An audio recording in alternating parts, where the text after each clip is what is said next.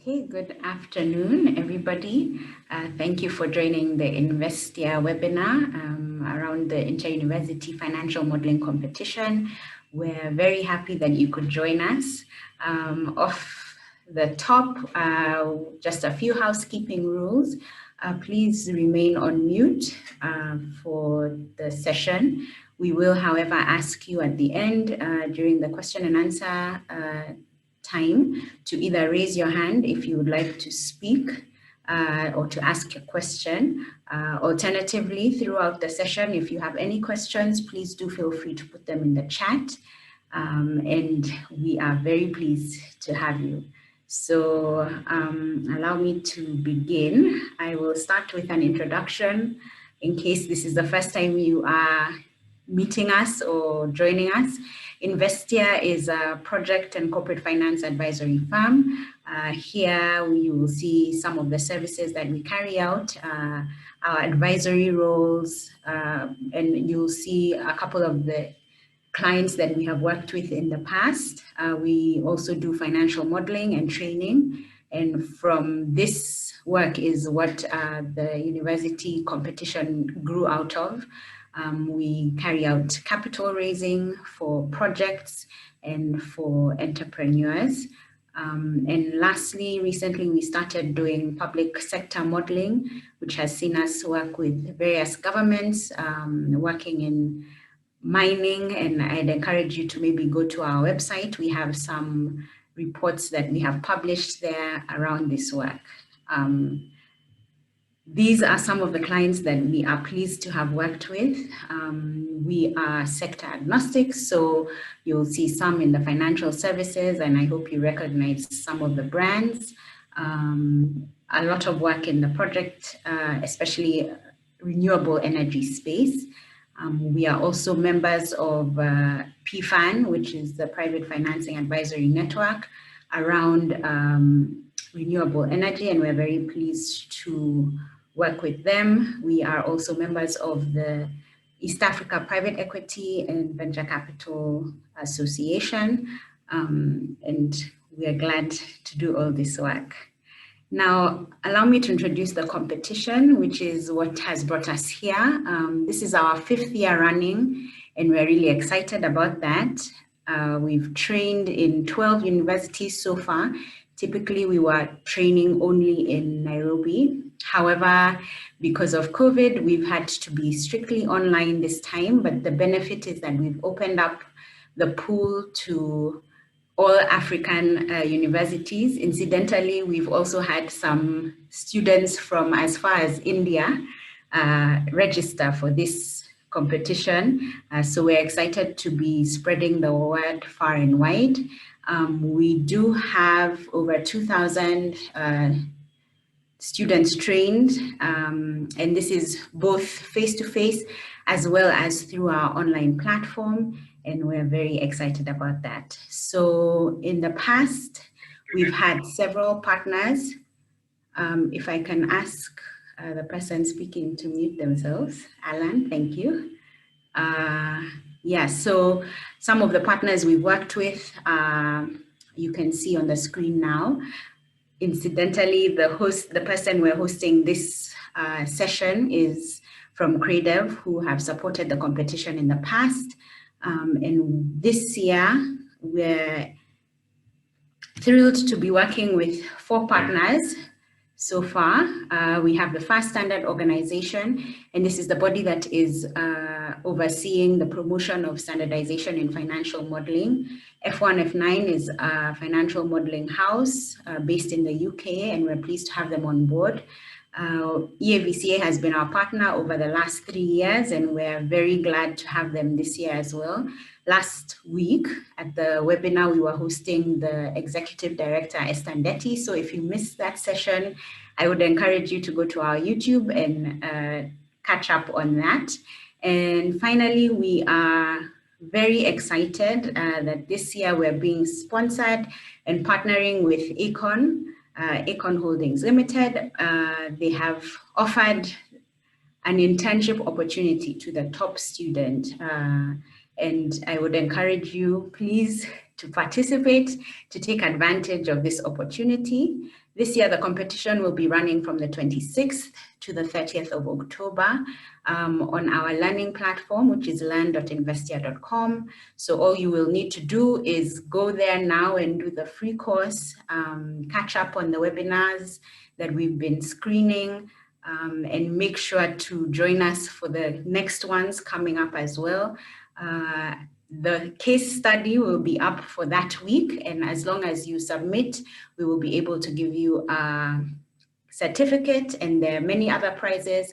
The Fast Standard organization will be sponsoring certification tests, so we're excited about that. F1, F9 is also going to be giving access to one of their paid courses, so you should definitely take advantage of this.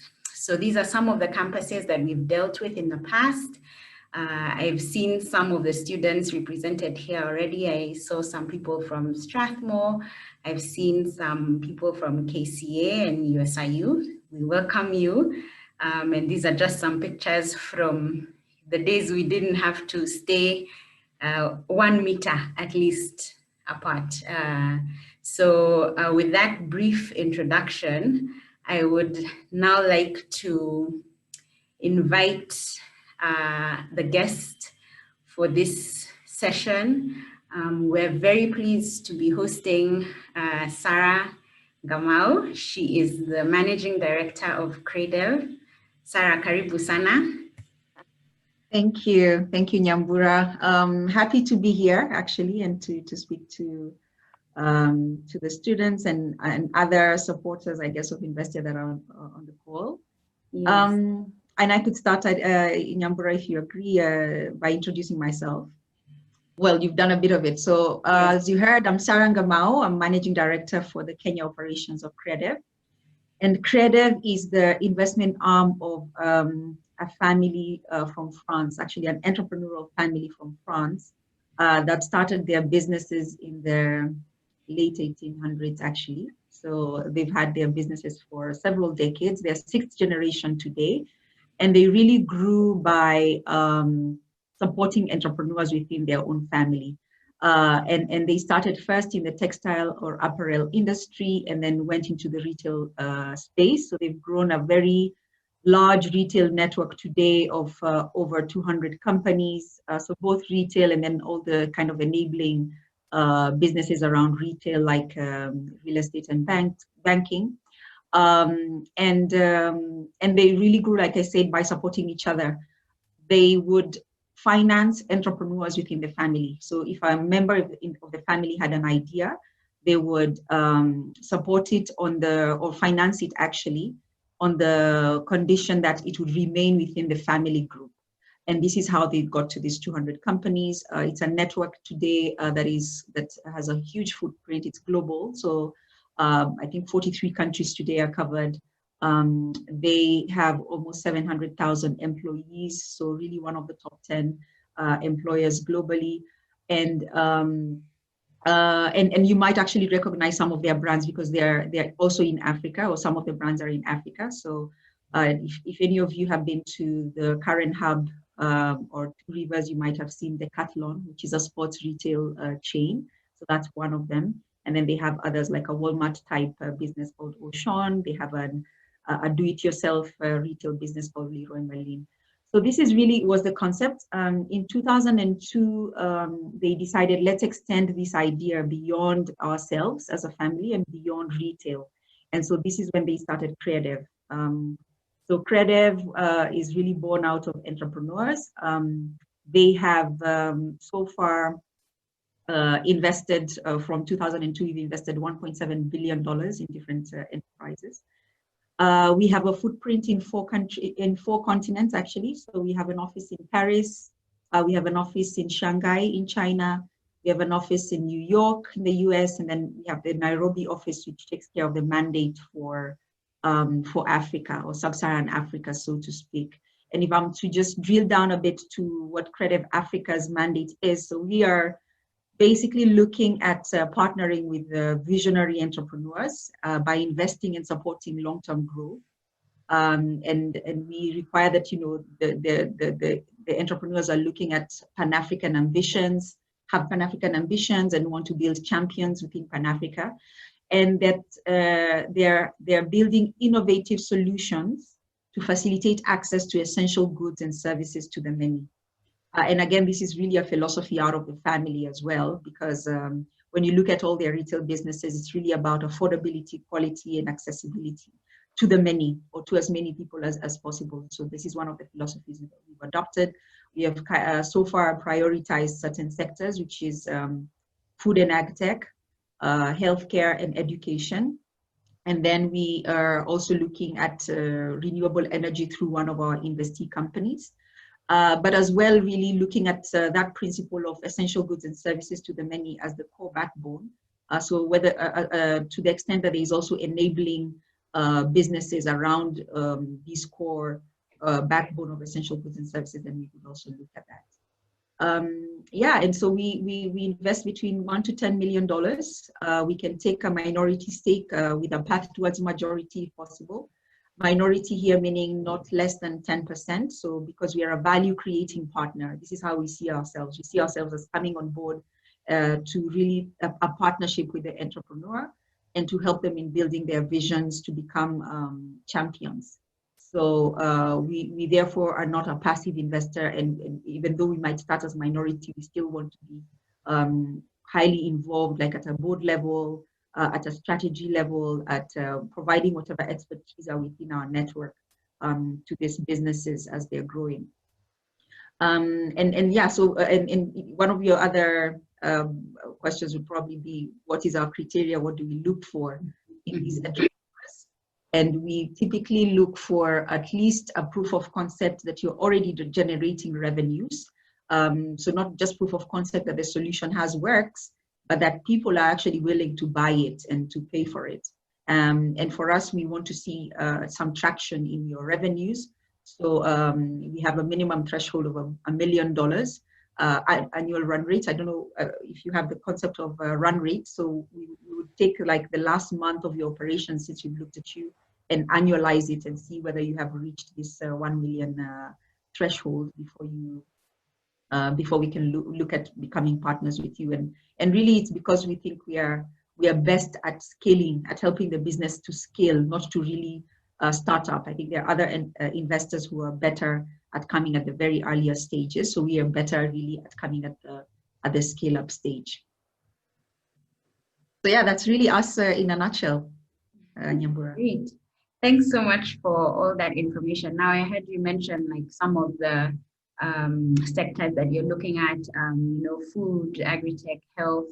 How as in these times of COVID-19, some of those are like the hardest hit, and the people who had to adapt a lot, even through this competition being one of them. So how have you seen your portfolio dealing with the changes around COVID-19? Yeah, I mean, it's certainly been a very difficult time for businesses globally. And I think the need for disaster preparedness has become even more apparent during this time. For us as Creative, I think we benefit from the fact that we are a global business and we are, in all the spaces that were quite hard hit. So we have an office in Shanghai, in China. We have businesses in China. So of course, they were the ones that were hit earlier on. Then we have offices as well in Paris, and then in the US, and then here in Africa, like I mentioned before. The benefit of that is just that we were able to have a lot of knowledge sharing of what are the best measures that people are taking. And especially because China had the first wave, and then, we had Europe also getting the wave, and then into the US. So we had a lot of kind of very tangible and measures that our teams in China had taken that we could borrow, for instance, here for our portfolios in Africa, that our Europe team could take cognizance of as well. So I would actually say the things that would have been were most important for these companies is to immediately structure or at least look at their business continuity measures that they had in place. And so this is why I said at the beginning that it's super important to have a disaster preparedness kind of protocol. Although, I mean, sometimes you can't really foretell. You need a crystal ball to see what's really going to happen, but you have to think about everything that could possibly happen. I think one of the shortfalls we have as human beings is to forget when there's been, you know, such disasters before. And it's not like there hasn't been a global pandemic before. There was one 100 years before. So it's always good to think of the unthinkable. I think COVID has also allowed us now to start thinking of what are the worst cases, the things that you've never really thought about that could completely go wrong, and start to build those into your disaster preparedness. One of our internal meetings, we actually started to think, what are the other things that we've never really thought could go wrong, that we need to foretell or to try and predict and see how we could manage them. And one of them, which is a little bit scary, is whether if tomorrow we woke up and globally there's no internet connection, like, you know, like that has just been, you know, taken off of and from under your feet, and there's no way to communicate to anybody. Communication, I mean, would be a huge challenge. So these are things that we now today, COVID has let us, you know, start thinking about what are the worst things that could happen. And then the thing to do is to really test what are your measures and countermeasures for weaknesses in different scenarios that could potentially happen. So I think that was one thing that that was an immediate exercise of looking at business continuity plans. So I think the first, after the first cases, I think in March, we spent a lot of time just really looking at the businesses. What are their continuity plans? What are the different scenarios? How long is this likely to happen? Can we think about a 3-month scenario, 6-month scenario, 9-month scenario? What if this goes on until 2022? What are the different scenarios that the businesses can build? What's likely to happen to your business in that kind of a scenario? Then I think immediately after, and here I would like to say that financial modeling was super important, because you have to use that to predict, you know, to test what are the drivers, what's the impact on different drivers of your business from the pandemic. And that's when you build a 3-month scenario, 6-month scenario, 9-month scenario. And then after that, immediately what you have to look at is, do I have the financial strength to go through this period in the scenario 1, in scenario 2, in scenario 3? And so immediately after we looked at our businesses' models and different scenarios, the next thing was, do they have enough capital to go through this period? And so, I mean, a crisis like this is unprecedented and could take out a lot of businesses, right? So it could take the form of trying to stay afloat. You know, you're looking to make sales, you need to secure your employees, you need to secure the company as a whole. And guess what? All that needs money, right? And likely a lot of it. So it's advisable to always have, as a business, a way to consider, you know, how can you have quick emergency funding? I mean, this caught a lot of us unaware. So for some of the businesses, they were actually well set up because maybe they had just come out of a financial capital raise. So they may have already had funding in their books. But then maybe the use of proceeds of those finances completely changed. So when they were thinking about, okay, let's do a huge capex project that the business needs, should we continue with that? So that was redirected to now, you know, let's just conserve the cash and see, you know, how this have visibility about how the process is going. And then for those that didn't have, then you had to look at emergency funding options. Then I think the last thing I'd like to say is another key point on how the businesses were hoped was really adaptability. It's advisable that even as, you know, you're going into a process like that is you still don't have all the answers. So you need to remain quite flexible as you can possibly be, to make sure that, you know, if things are changing, if these solutions that you have are not working, then are you able to adapt quickly to what is working? So I think that was something that that we saw with a lot of the businesses that we support. Thanks for that. You mentioned a bit about how you used financial modeling as a tool. And maybe you can share, do you feel that standards are important in financial modeling? And maybe with your experience, because you're looking at a portfolio ranging so many different sectors. So do you feel that they are important? If not, why? Or Yeah. why yeah. Yeah, no, so I think they are certainly important to have standards and consistency and best practices. I mean, it's very possible that you can build a financial model that nobody will understand, which completely beats the point of why you have it. Maybe if you're a one-man show and you're the only one who needs it, then maybe it works like that. For creative, we, like you heard, we are in 4 different continents, which means we have 4 different teams everywhere, which means that, you know, we are working transversally as well. So we are trying to, we need to be able to understand the things that China are doing, the things that Paris are doing. So when we share models, it needs to be very easy to understand. So we have ourselves at least built certain, you know, best practice rules on how to build a model.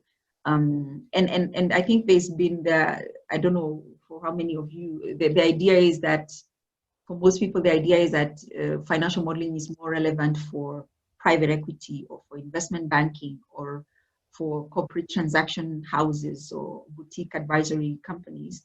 But actually, it's relevant for businesses the most because you need to be able to completely deconstruct your business and just be able to really understand what are the key drivers for your business. Where should I focus most of my attention? Where are the potential risks? Sometimes you actually don't see it, and you know, you can go by your gut, but you know, I don't know, that's just too abstract. It's good to put it all in numbers and be able to pinpoint, if I move this, what happens to my bottom line? What happens to my cash? And you're able to see that, you know, I've been focusing on this one thing and the impact that it actually has on the business and the bottom line is so low. So maybe I need to be focusing on this other thing that I probably hadn't even thought is the more important one. And when I tweak the numbers there, I realize that actually those are the most important things that I should be focusing on. So it certainly is important. And because these models are not just to be used by, you know, one person, it's not a solitary thing. It then becomes important to have standards that make it possible for others to read that model, to understand it, and to make the most use out of it. Yeah, always talking about how the model is built for the user, not necessarily for the builder. So exactly. That's actually in line. Now, to switch gears a little bit, because this is born out of a university competition. What in university, and how is that different from maybe what you're doing now? What's the journey? We've discovered that a lot of the people we're hosting studied either law or something completely different from what they're doing now. Yeah. Yeah, so maybe to your first question, what did I want to do? And maybe I knew what I wanted to do much earlier, or I had an inclination of knowing that what I wanted to do. I knew that I wanted to work with businesses. We had a lesson actually, it was called business education, the subject in primary school, where we actually talked about venture capital. And I remember that word being intriguing to me. Of course, it wasn't debunked in that class. It was just really touched on as, you know, one way that is businesses can finance themselves. And there was no Google those days, so but it still sounded exciting to me as a channel to supporting businesses. So at a very young age, I think I had an inclination towards working with businesses from a commercial and business perspective. And then I was gearing myself towards this, but in my days, the university just called you for the course that they thought, you know, you need to get into. And I actually did Bachelor of Education in Economics and Accounting. And I think I didn't want it actually. When I was going in, this is not what I wanted, because I wanted to do Bachelor of Commerce. So my first day of campus, immediately after registering, because you could only change your course after you've registered, I went straight to the dean's office to ask him to change, that I need to change to a different course that I was still qualified for. And I remember him asking, why do you want to move to a lower course? Well, that actually shook me back, and I was like, okay, you know what, I can do this. I can just structure it to match my ambitions. And so I took economics and accounting. And then I decided I will augment this undergrad with CPA. So I by the time actually I was starting this first semester in university, I was already a CPA student. I was doing my section 6. Actually, I was doing the last section of my CPAs at the time, and I said, okay, I'll just focus on excelling completely in this. So I think the dean was right in the end. I just remember coming out of his office and saying, okay, I'll structure this, and I'll make sure I come out of here with a first class, and I focus on still retaining my path, even though I'm not doing exactly what it was that I had anticipated to do. So yeah, I think at the end of the day is my outlook is, you handle the cards that you're dealt. So I just took the cards that I was dealt and made sure that I'm going to win. I had made up in my mind that despite the cards that have been given to me, my target is really to win and to get right to the path of what I wanted to do. Great. You mentioned your path, and I just thought, because you also deal with a lot of entrepreneurs, and even in your own professional life, what's some widely circulated advice that you hear often that you've thought to yourself, actually, I don't think people should pay attention to that at all? Yeah, so what should we be ignoring that we get told all the time? First, I think advice is great as long as it helps you to avoid mistakes that others, have done before, and it shows you what not to do. But I would say, I advice for me, when it's non-generic, it's not always too relevant. So maybe what I'm trying to say is that the best advice, if you ask me, is non-generic advice. It's advice that is personalized to the person who's giving it, because they speak of a journey that they've actually walked through. So I'm not saying that you should ignore, generic advice. There's all those kind of popular ones that you hear out there. But I think when you're actively seeking for advice as an entrepreneur, you should really be actively looking for it from people who've walked down that path, and therefore they're telling you from their experiences, from their own mistakes, what they could have done, they shouldn't have done. I think that for me, the worst advice would be to listen to somebody giving advice of a journey that they know nothing about. So that for me would be what I would say. Yeah, so look for the person's experience before you believe what they're telling you. Yeah, well, but like I said, generic advice is still not bad. I mean, you can take some of it, can of course hit you like a ton of bricks, even though it's really generic, but it speaks to you. But if you're actively looking for it, it's best that you find it from people who walk the journey. Okay, great. So finally, this is going to be my last question. So I'd encourage everyone, if you have any questions for Sarah, I noticed there are none in the chat so far, but please do put them in there. But if you could only recommend one book to us, what title would that be? I'm actually reading one now that is it's highly recommended. I'm still going through it. It's called The 21 Lessons for the 21st Century by Yuval Noah Harari. And actually, if you could get, I know you told me to just suggest one book, but if you could get his entire trilogy, that's even better, because it's a build-up from two of his previous books, Sapiens, which is a brief history of humankind, and then Homo Deus, which is a brief history of tomorrow. For these 21 lessons for the 21st century, I found Yuval quite, it was mind expanding to read this book, and very almost predictive, because he does explore how we can protect ourselves from nuclear war or ecological catastrophe, which is kind of what COVID was. So he wrote this book, I think, in 2018. So, no, I think he didn't. Yeah, so somebody's asking about the title. It's 21 Lessons for the 21st Century by Yuval Noah Harari. Yeah. And he has written 2 other previous books, which are more looking, I mean, the Sapiens was more backward looking, and then Homo Deus was a bit of brief history of tomorrow. And then these 21 lessons for the 21st century is really looking at, predicting the future,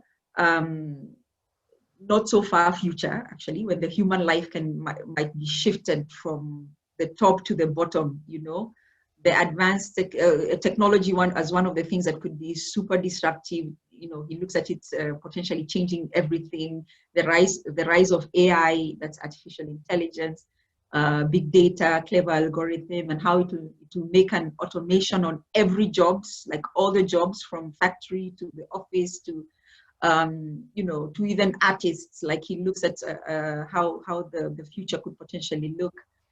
He also looks at what do we do about epidemic of fake news or threat of terrorism? How do we prepare for the future? I think in a COVID world, it's really a book to potentially expand your mind on what could the future could look. And you remember when we spoke about the measures of what you might need to put in place in terms of disaster preparedness. I think it's a good book to potentially show you what the future, all those things that you think you've never really thought about that could happen, and how you would react to them or all of us could react to them as humankind. Great. I was going to say to everyone that we'll send a link on the book, but I see Mike Mumbo has put the title there in the chat for everyone. So thank you for that. There's a question from Steve. You have had a pretty successful career in private equity and venture capital. Are there specific challenges you have faced as a woman? And what advice would you give to other women looking to excel in this space?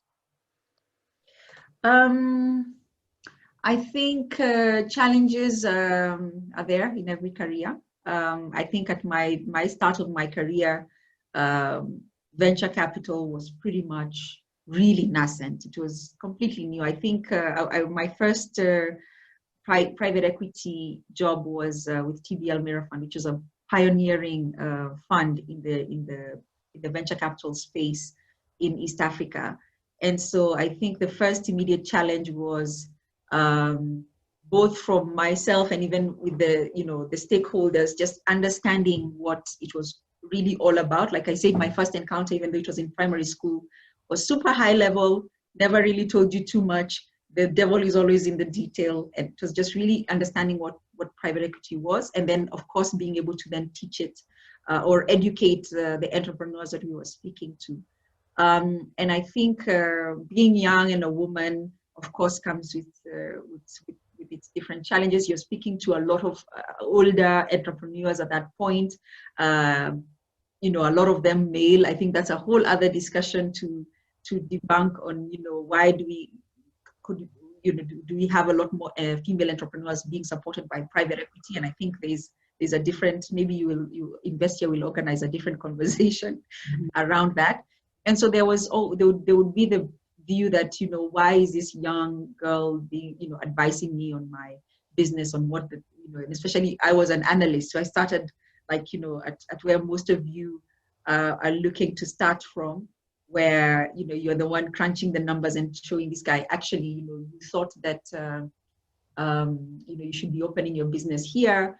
You have this many number of stores. I would suggest that you actually close 3 of them. And, it's an emotive discussion to be having with a founder. And he's like, what does this young girl know about business and about, me closing some of my stores? So those would be some of the things that that would come up. I think they still, private equity has come from very far. I've been in the industry myself this is my 13th year now, and I've seen it grow in leaps and bounds. So I think we have a lot more women in the industry now. We still need to see more, and especially in leadership and executive positions, because it also does have an impact on influencing where the capital goes, and also even getting more women being invested into starts actually at the private equity level. So like I said, I know that's a completely different discussion, but the more women we do have in private equity, the more capital will also flow into female-led businesses. So I think that's one challenge that we continue to have, and I think there's a lot of women in the industry now who are working towards seeing that there's a gender lens used in investing as well. Great, and I completely agree. So there's a question here from Robert. Can a financial model, I know he's asked about a FAST model, which is the methodology we use, but we can just talk about the tool itself. Can a financial model be used to forecast demand? Yes, I mean, a financial model can be used to project, right? And so the idea is to project the entire business, so not just demand, but other supply as well, costs, but the most important thing, actually, the financial model in and of itself is a tool. So the inputs into this model is what really determines the accuracy of your prediction or your projections. So it has to involve a lot of data, like just collecting a lot of data about the specific demand that it is that you're looking for. You need to potentially look at a lot of different matrices. So if you're looking at the demand for food, for instance, you have to look at what is the population of a country, what's the amount of foods what amount of disposable income are they using for spending, for food spending, as a global expenditure of their household incomes, and then looking at what the projection of population growth, the projection of GDP growth and its impact on disposable income. So really it's all encompassing, and the financial model itself, like I said, is a tool, but it's the inputs that you put in there that allow it to be, as predictable as can be. Yeah, and if I can add to that, for Robert and the rest of the students, next week we'll actually be doing a deep dive, an introduction to financial modeling using FAST. And one of the trainer we have is Kevin Bogwa, who was also one of the winners of the very first competition. So it's exciting to have him on board. But he will be going over, like building a conceptual model. What are the things that you need to look at before you even go into Excel? What are the questions you should be asking yourself? What are some of depending on the different business, because the inputs also vary. How do you make sure you're picking the right things that will give you the right output? So I would encourage as many of you to join next week's webinar so we can cover that as well. Now, there's a question on if CIFA, and someone else also says CFA, if that's a good professional qualification for PE as a start. Yeah, certainly. I think it's a good qualification because it does touch on a lot of the points that you look at in private equity, which is, just all the formulas that you need to look at in building your models, the ethics of being in this kind of business. So it's quite important. I think that at the end of the day, what you're looking for in a course is whether it gives you the requisite skill set that you need for the job.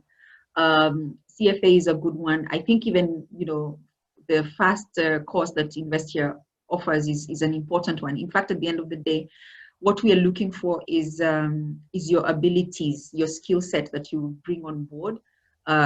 So I don't know about others. Some PE funds might be pedantic on you need to have the CFA, you need to have the CIFA.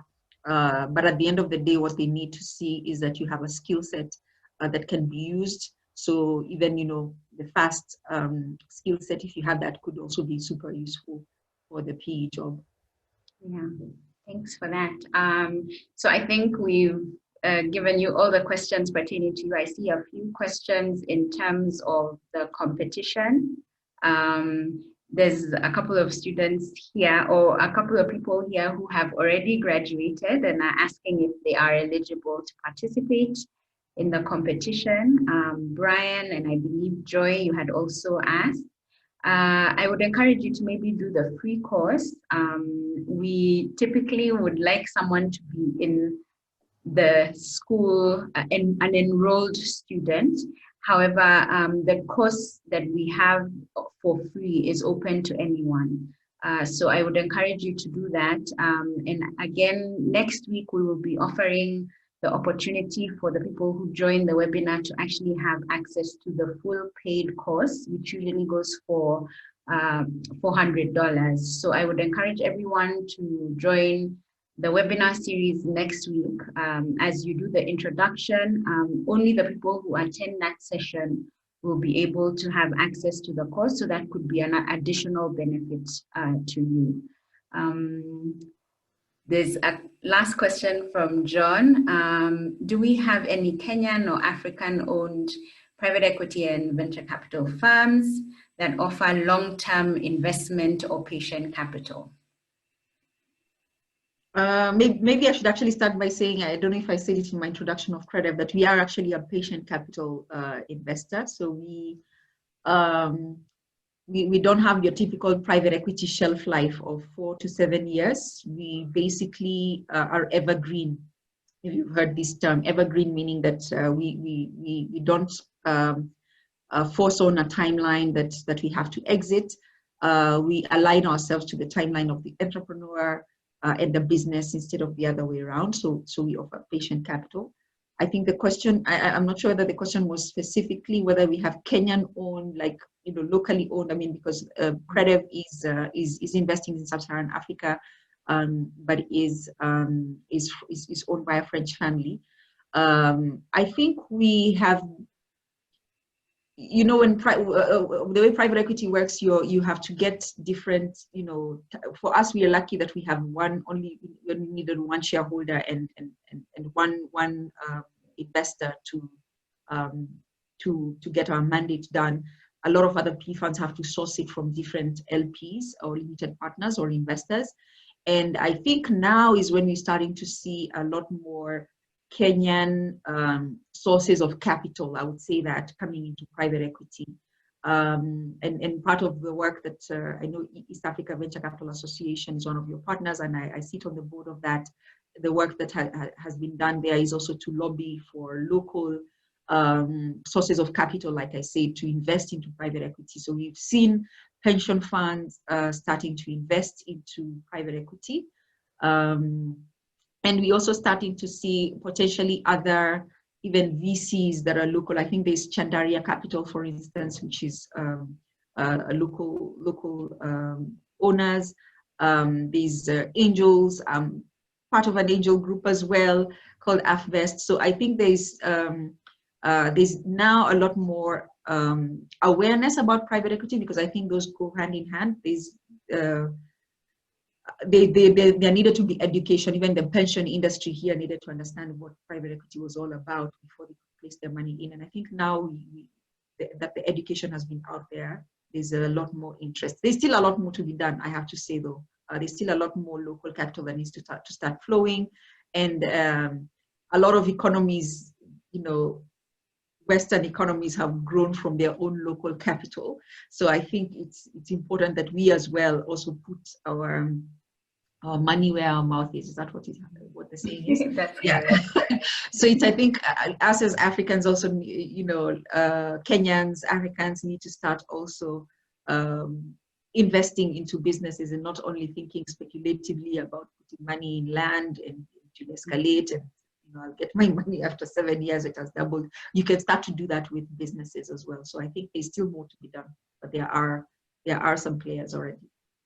Yeah, maybe I can highlight one. When we wear different hats, we have the Victoria Business Yes. Angel Network as well, which has syndicated funds from local investors. So, John, to answer you, there are a couple of Kenyans and Africans who are investing in Kenyan businesses as well. So, we're excited about everything that has to offer. I see that there are no other questions, just Faith saying she's looking forward to learning a lot through the financial modeling course. And Christine saying that it's been an insightful session. And so I would like to jump onto that and also say thank you so much, Sarah, for sparing the time to come and speak to us, to share your insight with the students.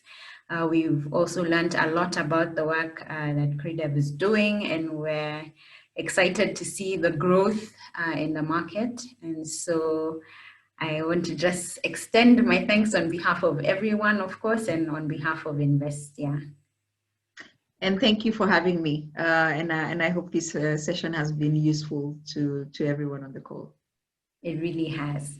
With that, I will maybe just let you all know that we will be here again next week on Friday. We will be sharing the artwork and flyers on all our social media. Next week, we will have the training, Introduction to Financial Modeling based on FAST. And then on the next session, which will be on the 2nd of October, we will be hosting someone from Acorn who will also share from the real estate perspective, the benefit of financial modeling. And as you are aware that they recently were the first to list green bond. So I think that's going to be a very exciting discussion. So I would encourage you all to continue to register, to spread the word, and to join. Great. And with that, I'd like to wish you all a great weekend. Thank you all so much for joining us. We will have this on our YouTube page next week. So please share it widely with those who are unable to join today. So thank you. And thank you, everyone. Thank you, Nyambura. Thanks, Sarah.